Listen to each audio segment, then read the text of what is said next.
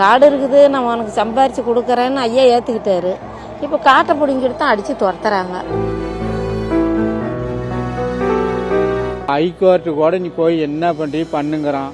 நான் ஹைகோர்ட்டுக்கு போகிறதுக்காக எனக்கு சத்துக்குது, இன்னும் சத்து இல்லை எனக்கு.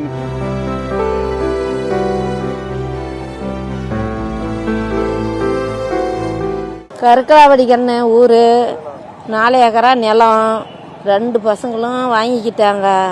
எங்களை யாருமே பார்த்துக்கல.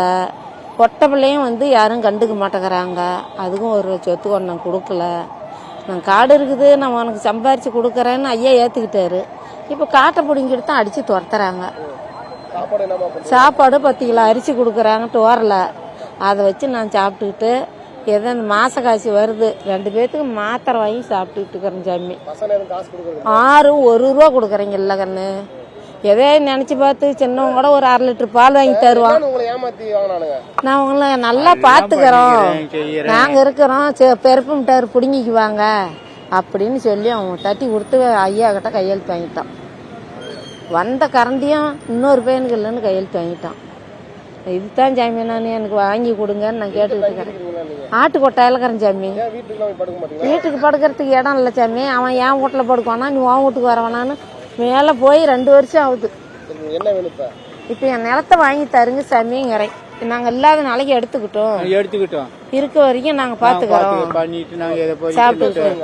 அப்போ சாமி விவசாய நிலம் என்னத்தாங்க வந்து அதை பண்ணலாம் இதை பண்ணலாம் அப்படி பண்ணலாம் இப்படி பண்ணலாம் பொழைக்கலாம்பா அப்படி இப்படின்னு சொல்லி தந்திரம் பண்ணி ஏமாற்றி பிடிங்கிட்டு விட்டுட்டான்.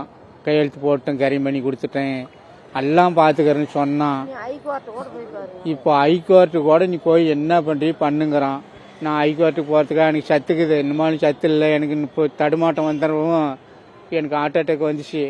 ஹார்ட் அட்டாக் வந்து ஒரு 2 மாதம் படுத்துக்கிட்டேன். மறுபடியும் மாத்திரை மருந்தில் தான் ஊசி கீச்சும் போட்டு நல்லா இருக்கேன், தடுமாறி திரியிறேன். அப்படி இருக்கும்போது வந்து இப்போ அடித்து துரத்திக்கிட்டு பண்ணுறான்.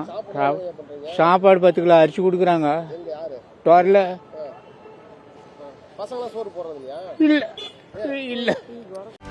செய்திகளை உடனுக்குடனும் துல்லியமாகவும் தெரிந்து கொள்ள சப்ஸ்கிரைப் பண்ணுங்க.